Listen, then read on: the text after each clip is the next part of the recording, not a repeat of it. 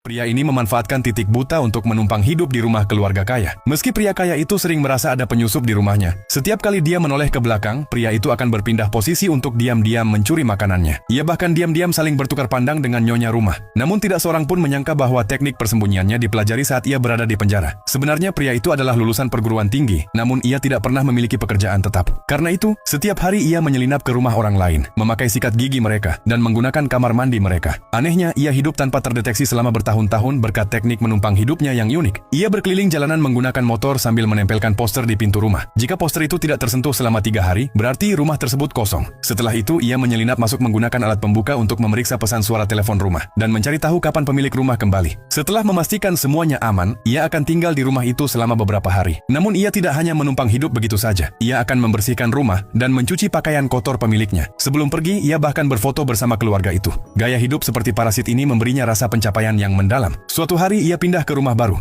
Namun tanpa ia sadari, pemilik rumah ternyata ada di dalam rumah itu. Anehnya, dia tidak bersuara, tapi diam-diam mengamati pria itu. Melihatnya memasak dan makan di dapur, lalu mencuci pakaian kotor wanita tersebut. Dia merasa pria itu bukan orang jahat. Benar saja, saat menemukan timbangan kamar mandi yang rusak, pria itu langsung memperbaikinya. Barulah setelah pria itu berbaring untuk beristirahat, wanita itu perlahan membuka pintu.